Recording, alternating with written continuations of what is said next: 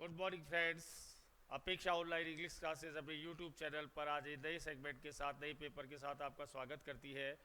आइए मूव करते हैं पहले क्वेश्चन की तरफ। देखिए पहला क्वेश्चन एक बहुत अच्छा question. The senile women I met yesterday let me her umbrella. वो बूढ़ी औरत जिससे कल मैं मिला था उसने मुझे अपना जो अम्ब्रेला था वो उधार दिया था। यहाँ पर आपका जिससे मैं मिला था आई आ रहा है, यानी हु नहीं आएगा। यहाँ पर सिनाइल वुमेन कोई काम नहीं कर रही है, इस पर काम किया गया है, तो हमें ऑब्जेक्ट की जरूरत पड़ेगी। यहाँ पर हुम आएगा। क्लियर? ये कहानी हु और हुम में काफ़ी जगह कंट्राडिक्शन होगा। यहाँ पर हुम आएगा। वो बूढ़ी औरत जिससे मैं कल मिला था उसने मुझे अपना अम्ब्रेला दिया था। यस्टरडे के कारण बैट आ गया और आई के कारण हुम आ गया। यदि ये बूढ़ी औरत कर्ता का काम करती तो यहाँ पर हु आता, लेकिन यहाँ पर हु नहीं आएगा। हु और हुम का कंसेप्ट अच्छी तरीके से क्लियर कर लेना, काफ़ी जगह क्वेश्चन बनेंगे। नेक्स्ट आइए, ये सेकंड क्वेश्चन था। आइए फर्स्ट क्वेश्चन की तरफ। फर्स्ट क्वेश्चन क्या कहता है? Ashish is a stud officer, assiduous son won the scholarship. ये हमारा फर्स्ट क्वेश्चन था, वो सेकंड है, कोई दिक्कत नहीं है। एसिडुअस सन, आपको एक ऐसा रिलेटिव प्रोनाउन चाहिए जो कब्जा लेता हुआ है, जो पोजीशन लेता हुआ है। तो यहाँ पर आपका पोजीशन वाला एक ही रिलेटिव प्रोनाउन है, एक ही कोऑर्डिनेट है, वो है हुज। हुज की कहानी कहती है इसके बाद कोई ना कोई पोजीशन वाला नाउन ज़रूर आता है। जिसका मोबाइल, जिसका बेटा, जिसके माँ बाप, जिसकी कार।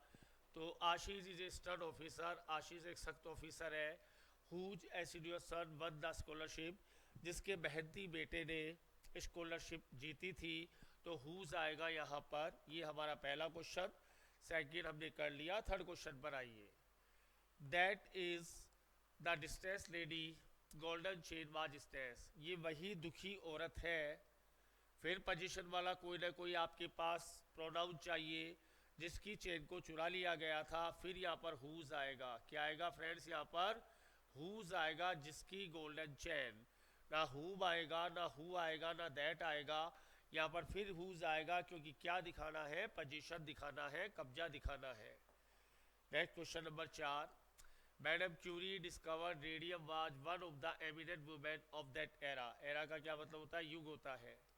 एमिनेंट का मतलब प्रसिद्ध। उस युग की वो प्रसिद्ध महिला थी। वापस आते हैं question number. Madam Curie discovered verb की सेकंड फॉर्म आती है, क्योंकि स्टैंडर्ड घटना है, हेड नहीं आया। हर जगह ग्रामर ढूंढ ली है। अब यहाँ पर मैडम क्यूरी खुद कर्ता का काम कर रही है, इसलिए यहाँ पर क्या आएगा? हु आएगा। वर्ब आती है तो हु आएगा, और यदि यहाँ प्रोनाउन आता तो हु आता, और यदि कोई पोजीशन आता तो हुज आता। तो कहानी बिल्कुल क्लियर है। Who is the right answer. One of के बाद जो है प्लूरल नाउन आता है, वो आ गया। और कुछ यहाँ पर हैरी डिस्कशन करने के लिए। हु क्यों आया? क्योंकि मैडम क्यूरी खुद कर्ता का काम कर रही है, इसलिए यहाँ पर हु आया। The stagey girl you see at an is an engineer. वो खूबसूरत लड़की, स्टेजी का मतलब खूबसूरत लड़की, जिससे आप एक धर्मशाला पर मिलते हो या मिले थे, या वर्षा कर देना। इज एन इंजीनियर, वो एक इंजीनियर है। यहाँ पर लड़की क्या कोई काम कर रही है? क्या नहीं कर रही।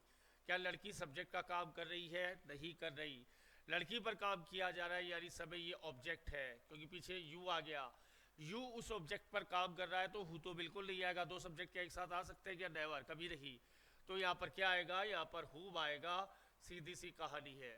वो खूबसूरत लड़की जिससे तुम मिलते हो धर्मशाला पर, वहाँ वो एक इंजीनियर है जिससे तुम मिलते हो। जो तुमसे मिलती है तब तो हुआ आएगा, और जिससे तुम मिलते हो तो हुम आएगा। कहानी बिल्कुल clear. Answer number B is the right answer. Question number 6 की तरफ मूव करते हैं। क्या कहता है question number 6? He to the arrant chairman and the president of the worker association. Arrant का मतलब भ्रष्टाचारी। चेयरमैन से उसने अपने आप को इंट्रोड्यूस किया। तो यहाँ पर ही खुद एक सब्जेक्ट है। सेंटेंस को एक्टिव वॉइस में आना पड़ेगा, पहली शर्त, पहली कंडीशन। और इंट्रोड्यूस के साथ रिफ्लेक्सिव प्रोनाउन आता है, दूसरी कंडीशन। दो कंडीशन को फॉलो करने वाला जो आंसर है वो आपका ए आंसर है, इंट्रोड्यूस हिमसेल्फ। जिस प्रोनाउन में ये सेल्फ लगा रहता है वो ग्रामर की भाषा में रिफ्लेक्सिव प्रोनाउन कहलाता है। और इंट्रोड्यूस ही के कारण आया, इसलिए आंसर ए आएगा। टोटल 13 वर्ड आते हैं ग्रामर में। रिया का whole square plus IPC plus DSP, ये टोटल 13 वर्ड बिना रिफ्लेक्सिव प्रोनाउन के कभी नहीं आते हैं ग्रामर में। यदि इन वर्ड्स को बिना रिफ्लेक्सिव प्रोनाउन के लिखा जाता है तो ग्रामर बहुत बड़ा वोलेशन लेती है, जिसमें इंट्रोड्यूस एक खुद अपने आप में शानदार वर्ड है। इसीलिए कहते हैं लेट इंट्रोड्यूस योर सेल्फ, आप अपना परिचय करवाइए। योर सेल्फ क्या है वहाँ पर आपका reflexive pronoun. The lame person I met yesterday was my chum. ले मेरी लगड़ा, वो लगड़ा आदमी जिससे मैं कल मिला था। फिर वही कहानी आ गई, क्या इस इंसान ने कोई वर्क किया है? क्या इस इंसान ने कोई वर्क नहीं किया है, इस पर काम किया गया है, यानी ये ऑब्जेक्ट है। सब्जेक्ट क्या है इसका? आई इस पे काम कर रहा है, ये तो ऑब्जेक्ट है। दो सब्जेक्ट एक साथ आ नहीं सकते, इसलिए ऑब्जेक्ट हुम आता है, जिससे मैं कल मिला था, या हुम आएगा और B is the right answer. Who और हुम की ये थ्योरी अच्छे से क्लियर कर लेना, क्वेश्चन बन के आ रहे हैं। वो लगना आदमी जिससे कल मैं मिला था, वाज माई चम, वो मेरा बचपन का दोस्त था। चम यानी लंगोटिया यार, बचपन का दोस्त। Every sapient teacher and every assiduous student of this school determined to do best for the benefit of all.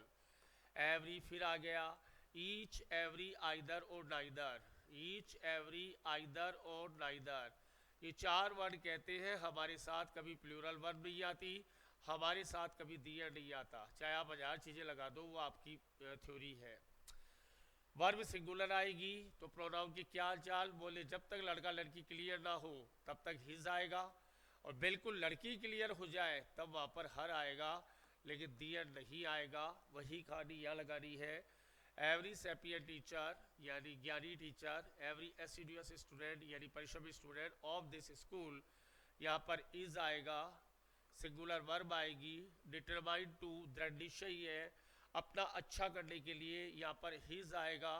जबकि एक बात बिल्कुल क्लियर है, टीचर और स्टूडेंट दोनों में लड़कियाँ फीमेल शामिल है, लेकिन हम कुछ नहीं कर सकते, क्योंकि मेल डोमिनेटेड सोसाइटी को प्रधानता देते हुए आपको ए आंसर लगाना पड़ेगा। कि दियर आप लगा नहीं सकते, हर आप लगा नहीं सकते, हर लगाएंगे तो हिज नाराज हो जाएगा। इसलिए थोड़ा सा बायस एटीट्यूड यूज़ करते हुए अब हिज लगा रहे हैं, लेकिन इसको उठा दीजिए, कहानी चेंज। इसकी जगह आर हो जाएगा और हिज की जगह दियर हो जाएगा। वापस छठी क्लास में चले जाएंगे, जो हमें नहीं जाना है। The handy book you gave me is not so useful for learning English speaking. जो फायदेमंद बुक तुमने मुझे दी थी वो कोई उससे फ़ायदा नहीं हुआ अंग्रेजी सीखने में। द हैंडी बुक, बुक आ गया, जानवर आ गया, मकान आ गया, दुकान आ गया। उसको जोड़ने के लिए जो रिलेटिव प्रोनाउन आता है, जो कोऑर्डिनेट आता है, वो विच आता है, जब तक कोई स्पेशल संदर्भ ना हो। हाँ, यहाँ पर बुक से पहले बात दो द ओनली लगा देता, द सेम लगा देता,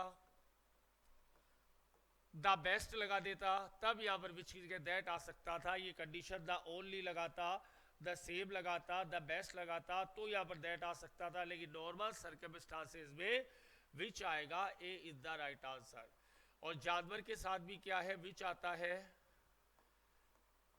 स्पेशल कंडीशन लगाएगा तो दैट आएगा। और हु भी आ सकता है, आता नहीं अलग मैटर है, लिखते नहीं अलग मैटर है। हु भी लिख दिया जाए कहीं पर तो वहां पर वो सही होता है जानवर के साथ, केवल जानवर के साथ, मकान के साथ नहीं। This is the rickety house I was born. आपको कंजक्शन ढूंढना, ये वही टूटा फूटा मकान है, रिकेटी हाउस है जहां तुम पैदा हुए थे। आंसर आएगा वेयर, वेयर आएगा। वेयर का मतलब जहां, वेंस का मतलब जहां से, वीदर का मतलब जहां को। ये दो भी काम मिलूंगा मैं आने वाली किसी टेस्ट सीरीज में। वहन मतलब जब, वहन्स मतलब जहां से, और वीदर मतलब जहां को। फ्रॉम वेयर वेंस कहलाएगा, टू वेयर वीदर कहलाएगा, और वहन आपसे दोस्ती रखता ही है, जब को बोलेंगे वहन। ये सारे के सारे कंजक्शन है तो वक्त पढ़ने पर काम आते हैं। A man is angry, a person और he may be angry things. Angry के साथ क्या वर्ड लगाओगे कि आपका पूरा वर्ड हो जाए? जब आप किसी व्यक्ति से नाराज हो तो विथ आता है, और जब आप किसी बात पे नाराज हो तो एट आता है। क्वेश्चन को इंपॉर्टेंट कर लेना। और इसकी जब पैसिव वॉइस आती है तो भी बाय नहीं आएगा, ये दिमाग में प्रिंट कर लेना आज ही। यदि एग्री की पैसिव वॉइस में लिखी जाए तो बाय कभी भी नहीं आएगा, क्योंकि एग्री एक मानसिक क्रिया है और मानसिक क्रिया में बाय की कट्टर दुश्मनी होती है। एग्री एक मानसिक क्रिया है और मानसिक क्रिया वाली वर्ब्स को बाय से कट्टर दुश्मनी होती है, उसका उचित प्रपोजिशन आता है। इसलिए जब व्यक्ति से नाराज है तो विथ आएगा, और किसी बात पे नाराज है तो एट आएगा, और आंसर नंबर ए आएगा। बिल्कुल प्रिंट कर लेना। डायरेक्ट क्वेश्चन पूछ सकता है, पैसिव में क्वेश्चन पूछ सकता है, एक्टिव में क्वेश्चन पूछ सकता है, उसकी मर्जी है, वो चाहे जगह क्वेश्चन पूछ सकता है। The dead body is sense. आपको ऐसी फ्रेजल वर्ब भरनी है चारों में से जिसका मतलब होगा कि जो डेड बॉडी होती है वो वंचित होती है बिना किसी सेंस के। वंचित होना, इनमें से कोई एक फ्रेजल वर्ब आएगी जिसका मतलब होगा छीन लिया। ये आपके संविधान में भी यूज किया जाता है, कॉन्स्टिट्यूशन का भी वर्ड है कि ऐसा था मगर छीन लिया गया। जो भी, कई बार मूलभूत अधिकारों को क्या डिवोइड ऑफ किया जा सकता है क्या, ये क्वेश्चन है। डिवोइड ऑफ का मतलब होता है वंचित कर देना, यहाँ पर डिवोइड ऑफ आएगा। डिवोइड ऑफ का मतलब किसी चीज से रहित होने को कहते हैं डिवोइड ऑफ होना। जैसे मान लो 15 दिन अपन बीमार हो गए तो हमारा जो फिजिकल स्टेमिना था ना, उससे हम डिवोइड ऑफ हो गए। पहले हम 5 किलोमीटर रन कर सकते थे, अब 500 मीटर नहीं होता, तो हम हमारी शारीरिक स्टेमिना से डिवोइड ऑफ हो गए। बहुत अच्छी फ्रेजल वर्ब, बहुत ही खूबसूरत phrasal verb. She be very politely last night. Last night आ गया, सबसे पहले इधर आइए, इस पर नजरे इनायत करिए। नजरे इनायत की आपने वे टू आएगा, तो बी और हम ए को तो कैंसिल करते हैं, टेंस के आधार पर कर दिया। अब असली फ्रेजल वर्ब में आइए। किसी व्यक्ति से आप व्यवहार कर रहे हो तो डेल्ट विथ आएगा, इसकी सेकेंड या थर्ड फॉर्म है डेल्ट विथ। डेल्ट विथ खुद एक क्वेश्चन दे गया आज के में, और डेल्ट इन कब आता है, जब किसी चीज का व्यापार करते हो। दोनों फ्रेजल वर्ब आने को तैयार है। डेल्ट इन का मतलब, जैसे मान लीजिए मैं कबाड़ी का व्यापार करता हूँ, डील इन स्क्रैप, कपड़े का व्यापार करता हूँ तो डील इन क्लॉथ, और डेल्ट विथ होता है व्यवहार करना। दोनों फ्रेजल वर्ब आने को बिल्कुल तैयार, दोनों में अंतर क्लियर कर लेना। वो मुझसे बहुत पोलाइटली व्यवहार किया उसने लास्ट नाइट, कल रात। ही इज वन आई, फिर फ्रेजल वर्ब आती है कि किसी एक आंख खराब हो तो क्या करोगे। आपने बहुत जल्दी आंसर दिया blind with, your answer is wrong. एक आंख खराब है, दोनों में चलेगा, सूरदास को चलेगा, रवि को चलेगा। दोनों आंखें खराब है तो ब्लाइंड विथ आएगा। एक आंख खराब है तो ब्लाइंड इन आएगा। क्वेश्चन आने की अच्छी संभावना, और इसको सब ब्लाइंड विथ करेंगे और राजी और होंगे, बोले क्वेश्चन सही हो गया। क्वेश्चन आप पर हंस रहा है, आपको लपेट गया क्वेश्चन। एक आंख खराब है तो ब्लाइंड इन, और दोनों खराब है तो तुक्का मारेंगे तो ब्लाइंड विथ हो जाएगा। कोई बड़ी बात नहीं है, दिमाग ही नहीं लगाना। 15वां फिर शानदार दो क्वेश्चन देके जा रहा है। He never the silver cup that he had got as a reward. उसने वो सिल्वर कप कभी नहीं छोड़ा जो उसको रिवार्ड के रूप में मिला था। आपको ऐसी फ्रेजल वर्ब ढूंढनी है जो निर्जीव संज्ञा के साथ साथ छोड़ने के लिए आए, और वो आती है पार्टेड फ्रॉम। पार्टेड फ्रॉम आएगा, पार्टेड फ्रॉम आएगा सजीव संज्ञाओं के लिए, पार्ट विथ आएगा निर्जीव संज्ञाओं के लिए। पार्टेड विथ, इन दोनों फ्रेजल वर्ब में अंतर कर लेना। निर्जीव संज्ञाओं में पार्ट विथ आएगा और सजीव संज्ञाओं में पार्ट फ्रॉम आएगा। सपोज करिए किसी लड़की की शादी होती है, अब उसे अपने माँ बाप को छोड़ना है, भाई बहन को छोड़ना है, तब पार्ट फ्रॉम आएगा। उसे अपने माँ बाप, भाई बहन, अपने फ्रेंड्स को छोड़ना है, पार्ट फ्रॉम आएगा। उसे जयपुर छोड़ना है, अपना रूम छोड़ना है, अपना हॉस्टल छोड़ना है, तो पार्ट विथ आएगा। दोनों में अंतर कर लेना। दो क्वेश्चन यहाँ पर फिर तैयार। पार्ट विथ निर्जीव संज्ञा, पार्ट फ्रॉम सजीव संज्ञा। Set the Thames on fire, अभी आपके क्वेश्चन आएगा 75 नंबर का, 75 उसका, 75 में से 75 कंप्लीट। तो आपने set the Thames on fire कर दिया, पानी में आग लगा दी, कुछ अजूबा कर दिखाया, कोई गजब काम कर दिखाया, कुछ ऐसा काम कर दिखाया जो लोग ना कर सके। That is the right answer. To do a heroic act, set the Thames on fire, पानी में आग लगा देना। पानी में, टेम्स किसका है, लंदन की नदी का नाम है। तो पानी में आग कौन लगाएगा, अजूबा कौन करेगा, set the Thames on fire. Next आइए, ride the high horse. High horse का मतलब ऊंचा घोड़ा, राइड का मतलब उसकी सवारी करना। राइड द हाई हॉर्स का मतलब होगा आपका, जैसे आपको जो 75 में से 75 क्वेश्चन किए आपने कर लिए, आपका सिलेक्शन हो गया फर्स्ट रैंक पर, टेक द केक हो गया। जैसे टेक द केक हुआ, प्रथम रैंक आया, आप घमंडी हो गए, आप एरोगेंट हो गए। Answer number be the right answer, appear arrogant. Connection हो गया, पहले तो सेट द टेम्स फायर किया, सिलेक्शन हो गया, टिक द केक कर लिया, राइट द हाई हॉर्स अपने आप हो गया, अपीयर एरोगेंट घमंडी होना। आउट ऑफ क्वेश्चन, फिर आपने क्वेश्चन किया क्या सर पॉसिबल है क्या 75 में से 75 क्वेश्चन करना? आउट ऑफ क्वेश्चन तो नहीं है क्या? क्या ये इम्पॉसिबल नहीं है क्या? 75 में से पॉसिबल है क्या? तो मैंने आंसर दिया no, this is not out of question, possible है। तो आउट ऑफ क्वेश्चन का मतलब होगा इम्पॉसिबल होना, B is the right answer. असंभव होने को कहते हैं out of question.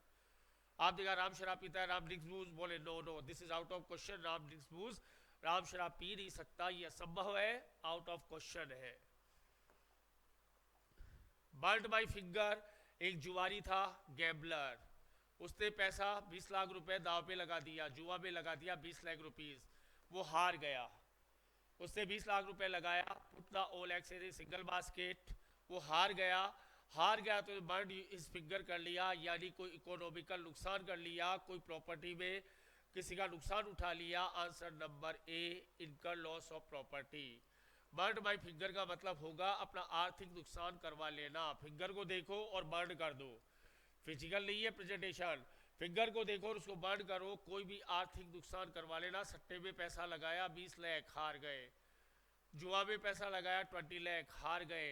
Bird by finger, your finger, his finger, कुछ भी फिंगर, यानी कुल मिला के आर्थिक नुकसान करवा लेना। Ended in smoke, ended in smoke, एक पर्सन था दिल्ली गया आईएएस की तैयारी करने, 4 अटेम्प्ट लिए, चारों दे लिए, सिलेक्शन नहीं हुआ, वो आकर बोलेगा my all efforts have ended in smoke, सारे जो मेरे प्रयत्न थे वो धुआं बनकर उड़ गए, कोई परिणाम नहीं आया, कोई फायदा नहीं हुआ, कुछ भी बेनिफिट नहीं हुआ। Answer number A, to give no practical result. जहां थे वही के वही आगे, back to the square one, यहाँ से चले थे, यहाँ चले तो खूब, लेकिन आगे यहीं पर बीए गए थे, बीए वापस आ गए। एंडेड इन स्मोक या back to the square one, ढाक के 3 पात, लौट के बुद्धू घर को आए, कोई रिजल्ट नहीं निकला, कोई परिणाम नहीं निकला, एंडेड इन स्मोक। इतने सारे एस्पिरेंट एग्जाम देते क्या सब सिलेक्ट होते हैं क्या? तो जो रिजेक्ट होते हैं their efforts will and in smoke. I believe that respect is money, मैं भरोसा करता हूं कि रेस्पेक्ट मनी से ज्यादा प्रेफरेबल है। तो क्या आएगा? क्या प्रेफरेबल के साथ मोर आ सकता है क्या? नहीं। देन आ सकता है क्या? नहीं। प्रेफरेबल के साथ मोर आ सकता है क्या? नहीं। प्रेफरेबल देन आ सकता है क्या? नहीं। प्रेफरेबल टू आएगा, C is the right answer.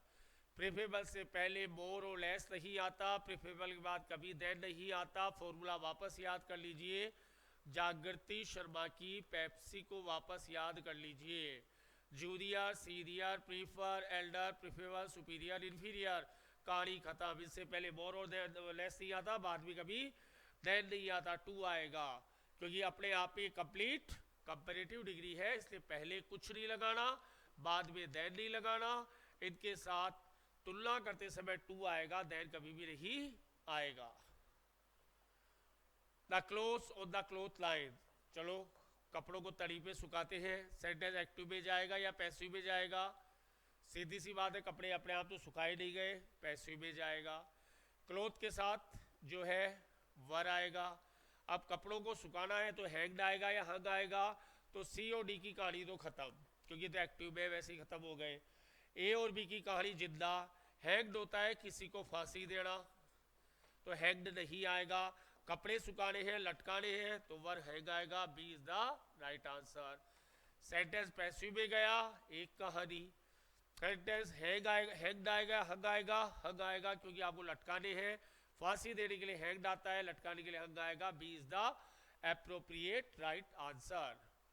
One should always, parents, पहले फ्रेजल वर्ब को बुलाओ देखभाल करने की, देखभाल करने की फ्रेजल वर्ब आती है लुक आफ्टर, आ गई। और वन का रिफ्लेक्शन क्या आएगा? हिज आएगा? नहीं। दियर आएगा? नहीं। हर आएगा? नहीं। वन का रिफ्लेक्शन वापस वंस ही आता है, वंस का रिफ्लेक्शन वापस वंस आता है, और देखभाल की जो आपकी फ्रेजल वर्ब आएगी वो लुक आफ्टर आएगी। कहानी खत्म, लुक आफ्टर और once, C is the right answer. एक इंपॉर्टेंट और चीज बता देता हूं, यदि इस सेंटेंस की पैसिव की गई तो अकॉर्डिंग ग्रामर रूल दोनों वंस हट जाते हैं, ये आपको अभी बता देता हूं मैं। इसका आंसर आएगा parents should be looked after. यहाँ पर दोनों वन और वंस पैसिव बनाते समय हट जाते हैं, ये ग्रामर का स्टैंडर्ड रूल है। लेकिन कई बार पेपर सेटर इस वन को तो रख लेता है, इस वंस को गायब कर देता है, पता नहीं क्यों, किस दिमाग से वो पेपर सेट करता है, आई डोंट नो। खाली जगह the student who failed in the examination twice not attempt to again. आइए, हेडमास्टर एक पद का नाम है, द आएगा। हेडमास्टर एक पद का नाम है इसलिए द आएगा, इसलिए सी कैंसिल। सी वाला नाउन होता है, हमें वर्ब चाहिए, ये भी कैंसिल। अब हमारे पास क्या बच गया, बी और डी में से लेना है। हेडमास्टर से पहले आपने द लगा दिया, एस वाले वर्ब को चुन लिया, तो पहले में तो क्या आ गया था, हेडमास्टर एडवाइज्ड। हेडमास्टर ने स्टूडेंट को एडवाइस दी। एक स्टूडेंट है हु, अब इस स्टूडेंट के अकॉर्डिंग आपका यहाँ पर हैज आएगा। क्यों, आपने बना रखा है हु से पहले जो आता है उसी के अकॉर्डिंग वर्ब आती है। हु से पहले यदि सिंगुलर आएगा तो वर्ब सिंगुलर, प्लूरल आएगा तो प्लूरल। यदि यहाँ पर स्टूडेंट्स होते तो यहाँ पर हैव आता, लेकिन आपका सही जाएगा हेडमास्टर पद का नाम द आ गया। एस वाली वर्ब होती है इसलिए ये ऑप्शन सिलेक्ट किया। सी वाली नाउन होती है, एस वाली वर्ब होती है, कंफ्यूजन दूर कर लेना। ग्रामर की क्वीज से ये, इसमें क्वेश्चन बहुत अच्छे बनते हैं। The headmaster advise the student who has failed in the examination twice not attempt to it again. Students होता तो हैव आ जाता। हमें तो ग्रामर को फॉलो करना है ना, ग्रामर हम पे एहसान करती है ना, हम ग्रामर पे एहसान करते हैं, सीधी सी कहानी है। The programme on television these days in the evening is very interesting. अच्छा क्वेश्चन। ऑन और टेलीविजन के बीच में आर्टिकल नहीं आएगा, ऑन द टेलीविजन नहीं होगा। ऑन टेलीविजन आ गया जीरो आर्टिकल के साथ। अब आता है जो प्रोग्राम आता है, द प्रोग्राम विच कम्स, विच आपका रिलेटिव प्रोनाउन है और प्रोग्राम आपका अकेला है इसलिए कम्स आएगा। कहानी जिंदाबाद। The programme which comes on television these days in the evening is very interesting, यहाँ पर विच कम आएगा और जीरो आर्टिकल आएगा। थोड़ी सी ये कहानी भी समझ लो, इंटरेस्टिंग क्या है और वेरी क्या है। वेरी इंटरेस्टिंग क्यों आया, इसको ग्रामर की लैंग्वेज में क्या कहते हैं, आप मुझे इतना सा बता दीजिए। इसको ग्रामर की लैंग्वेज में वर्ब नहीं कहते हैं। ये इंटरेस्टिंग यहाँ पर ग्रामर की लैंग्वेज में प्रेजेंट पार्टिसिपल कहलाता है और इसको क्वालिफाई करने के लिए वेरी आता है। और जो वर्ब की थर्ड फॉर्म होती है वो पास्ट पार्टिसिपल कहलाता है और उससे पहले मच आता है। जैसे आप बहुत अधिक आश्चर्यचकित हो तो मच सरप्राइज्ड आएगा और इंटरेस्टिंग वाले में वेरी आएगा। ये भी ग्रामर का अपने आप में बहुत लॉजिकल पॉइंट है, मैंने थोड़ा सा इंट्रोडक्शन दे दिया इंटरेस्ट पैदा करने के लिए। Rama go to picnic, his mother was not well. Rama क्या हुई, पिकनिक पे नहीं जा सकी। तो आपके काम करने की इच्छा तो थी मगर आप नहीं कर सके। कुड नॉट के साथ V1, मॉडल को बुलाओ भाई साहब को, कुड नॉट प्लस V1 को बुलाया। फिर उसने रीजन दिया, क्या रीजन दिया, उसके लिए बिकॉज को बुलाओ, उसके लिए बिकॉज को बुलाओ और पहले में कुड नॉट को बुलाओ। आपकी कहानी बन गई। Rama could not go to picnic, या गो टू पिकनिक से पहले भी दया आना चाहिए था, लगा देते हम। Rama could not go to the picnic, Rama picnic पे नहीं जा सकी बिकॉज, क्योंकि his mother was not well, उसकी मदर की तबीयत अच्छी नहीं थी। कुड नॉट कहाँ आता है, जहाँ पर काम करना तो चाहते थे मगर मजबूरीवश काम ना कर सके उसे कुड नॉट कहते हैं। जैसे मैं कहूँ कि मैं उस दिन अपनी क्लास ना ले सका, मेरी इच्छा तो थी लेकिन मजबूरी आ गई, तो I couldn't give my class on that day. Should not have आएगा नहीं, मे नॉट हैव भूतकाल की संभावना, शुड नॉट हैव आपका राय देने के लिए और माइट आपका एक हल्की संभावना के लिए। ग्रामर को तोड़ो जबरदस्त तरीके से। Each of girls a bunch of flower which pleased her very much. देखिए आप, हर लड़की को विच किसके लिए आया, बंच ऑफ फ्लावर्स के लिए आया। विच आपका रिलेटिव प्रोनाउन। ईच की वही कहानी कहती है, मेरे साथ सिंगुलर वर्ब सेंटेंस एक्टिव में जाएगा या पैसिव में। लड़की को गुलदस्ता दिया गया, प्रत्येक लड़की को दिया गया। तो जो आपकी वर्ब है क्या गर्ल्स के अकॉर्डिंग आएगी, क्या नहीं, नेवर। आपकी जो वर्ब आएगी ईच के अकॉर्डिंग। एक्टिव में जाओगे या पैसिव में, हमें पैसिव में जाना पड़ेगा। क्योंकि लड़की को गुलदस्ता लिया नहीं, लड़की को दिया गया, तो उसको तो कुछ किया ही नहीं। लड़कियों में से प्रत्येक को गुलदस्ता दिया गया, बच्चों फ्लावर्स दिया गया। पैसिव में जाना पड़ेगा, सिंगुलर वर्ब के पास जाना पड़ेगा। दो चीजों को कोलैबोरेट करता है हमारा answer number first, was given. Each of girls was given a bunch of flowers which pleased her very much, जो उसको बहुत ज्यादा खुश किया। यहाँ पर ए आएगा, सीओडी तो आ नहीं सकते क्योंकि एक्टिव में है। वर गिवन आ नहीं सकता क्योंकि ईच ने अपना ग्रेबर पावर अपने हाथ में ले रखी है। गर्ल्स के पास ग्रेबर पावर नहीं है, हाँ ईच नहीं होता, तो ग्रेबर पावर किसके पास थी फ्रेंड? गर्ल्स के पास। तो गर्ल्स वर आ जाता, ईच आते ही कहानी चेंज, सब कुछ change. The officer said cowards you shall should be put to death. Indirect बनाने के लिए कह रहा है आपको, देखते ही देखता डर लगता है, पता ही नहीं क्या है। शैल है तो वुड तो जरूर आएगा, ये बात तो तय है। शैल है तो वुड तो जरूर आएगा, ये बात तो बिल्कुल ठीक है। शुड भी आ सकता था, लेकिन अभी क्या लेना है, शुड आता है तो उसने कहा वर। अब इस कावर्ड्स को भी जिंदा रखना है, इस कावर्ड्स को भी आपको जिंदा रखना है। बी में कावर्ड्स है ही नहीं, हटा दो। आपका the officer call them coward, they must, इसमें मस्ट दे रखा है, सी को भी हटा दो। यहाँ पर जो है देवर कावर्ड्स, इसको कुछ ना कुछ बोलेगा, इसलिए ऑप्शन भी नहीं होगा। आंसर बहुत प्यार से डी आएगा, the officer called them cowards. ये इतना भी दे सकता है आपको, इनडायरेक्ट बनाने के लिए आगे का भी नहीं, इतना भी दे सकता है। जैसे वेलकम हो गया, कॉन्ग्रेचुलेट हो गया, तो उसका एक सिंपल वाक्य बन जाता है। वेलकम का ये इतना भी, द ऑफिसर सेड स्टूपिड, इतना भी हो सकता है यहाँ पर। तो यहाँ पर इसका इनडायरेक्ट बनेगा, ऑफिसर कॉल्ड देम स्टूपिड। तो हमारा काम हो गया, the officer called them cowards, आधा इनडायरेक्ट और आधा इनडायरेक्ट बनाया यहाँ से शैल को वुड की मदद से। यही ये पॉइंट आउट करना है और कुछ पॉइंट आउट नहीं करना। आंसर नंबर डी बहुत प्यारा इनडायरेक्ट है, ऐसे इनडायरेक्ट एग्जाम में आने चाहिए। 99% पब्लिक फंसेगी ऐसे, देखते ही डर लगता है, पता नहीं क्या कहेगा। He said to his father, shall I go to market now? पहले हिंट को बनाओ। नाउ है तो देन जरूर आएगा, नाउ है तो देन जरूर आएगा। शैल है तो या तो वुड आएगा या शुड आएगा, इन दोनों में से कोई एक आएगा। ठीक है, नाउ का देन, ए को तो कैंसिल करो, ए तो नहीं आएगा। विल वाला ऑप्शन भी कैंसिल करो। अब हमारे पास रह गए दो option, he asked his father if he would go to the market then, और he asked his father if he should go to market then. देखो क्या आंसर दिया है देने वाले ने, सी आंसर भी ठीक है इसका, डी आंसर भी ठीक है, लेकिन ग्रामर हमेशा वुड वाले को प्रेफरेंस ज्यादा देती है, इसलिए C is the right answer. He asked his father if he would go to market then, जबकि आंसर नंबर 4 बिल्कुल ठीक है, बिल्कुल सही आंसर है, लेकिन ग्रामर वुड वाले को प्रेफरेंस ज्यादा दी। तो एग्जाम में आपको फंसना नहीं है, आपको सी वाला ऑप्शन करना है क्योंकि इसकी प्रेफरेंस सेकंड नंबर पर। हाँ ये नहीं होता, ये वाला होता ही नहीं, तो आंसर डी ठीक था, कोई प्रॉब्लम नहीं है। और क्वेश्चन नंबर 30 पर आइए। I said good bye my beloved friends, my beloved friends, beloved को लेना है, ये गलत है, बिलविड फ्रेंड्स आ गया हमारा। गुड बाय, तो आप पहले इसके बेस पर जाइए। जिन वाक्यों में विदाई सूचक शब्द होता है उन वाक्यों में आपकी रिपोर्टिंग वर्ब बेड आती है। रिपोर्टिंग वर्ब क्या आती है? बेड आती है। तो विश नहीं आएगी, हटा दो। बाइडेड नहीं आएगी, हटा दो। सैड नहीं आएगी, हटा दो। ले दे के बच गया, और जो भी आपका अंदर होता है वो बाहर आ जाता है बेड के बाद। गुड बाय अपनी जगह पे रह गया। माई बिलविड फ्रेंड्स को बाहर बुला लो। आई बेड, इसको रोको यहाँ पर।